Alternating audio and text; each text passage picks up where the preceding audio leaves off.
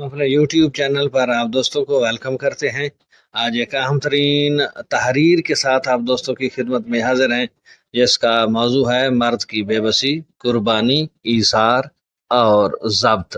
یہ تحریر ہے بانو قدسیہ کی، اور ساتھ میں ہم آپ دوستوں کے ساتھ ایک ایسا جملہ بھی شیئر کریں گے جو مرد سے متعلق بہت مشہور ہے۔ جانیے گا یہ سب آج کی اس ویڈیو میں۔ جڑے رہیے ہمارے یوٹیوب چینل حرف حقیقت کے ساتھ۔ بسم اللہ الرحمن الرحیم والصلاۃ والسلام علی رسول الکریم۔ السلام علیکم، اس امید کے ساتھ کہ آپ سب دوست خیریت سے ہوں گے، خوش و خرم ہوں گے اور بھرپور زندگی گزار رہے ہوں گے۔ تو چلتے ہیں تفصیل کی جانب۔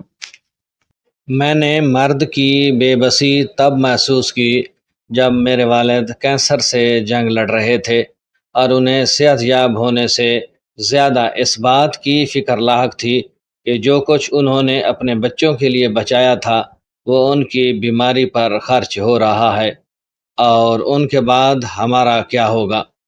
میں نے مرد کی قربانی تب دیکھی جب ایک بازار عید کی شاپنگ کرنے گئی اور ایک فیملی کو دیکھا جن کے ہاتھوں میں شاپنگ بیگز کا ڈھیر تھا، اور بیوی شوہر سے کہہ رہی تھی کہ میری اور بچوں کی خریداری پوری ہو گئی ہے، آپ نے کرتا خرید لیا، آپ کوئی نئی چپل ہی خرید لیں۔ جس پر جواب آیا، ضرورت نہیں، پچھلے سال والی کون سی روز پہنی ہے جو خراب ہو گئی ہوگی، تم دیکھ لو اور کیا لینا ہے، بعد میں اکیلے آ کر اس رش میں کچھ نہیں لے پاؤ گی، ابھی میں ساتھ ہوں، جو خریدنا ہے آج خرید لو۔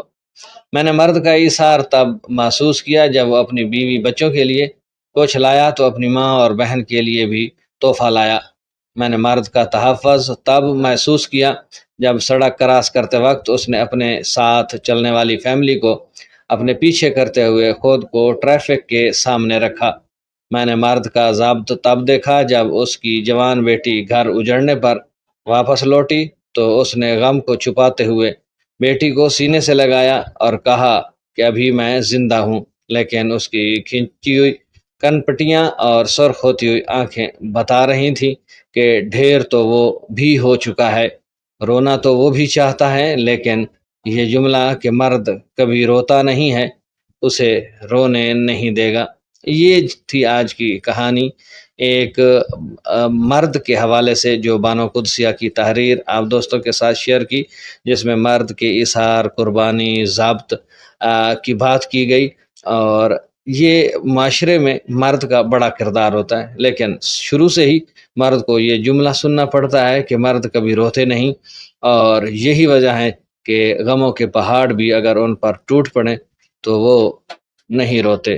امید کرتے ہیں آج کی یہ کہانی آپ کو پسند آئے گی۔ ویڈیو پسند آئے تو چینل کو سبسکرائب کیجئے گا، ساتھ میں لگے بیل آئیکن کو ضرور دبائیے گا تاکہ اس طرح کی آنے والی ویڈیوز کے لگاتار نوٹیفیکیشن آپ دوستوں تک بار وقت پہنچتے رہیں۔ اب تک کے لیے اتنا ہی، ملتے ہیں نئی کہانیوں کے ساتھ، نئی باتوں کے ساتھ، تب تک اپنا خیال رکھیے گا۔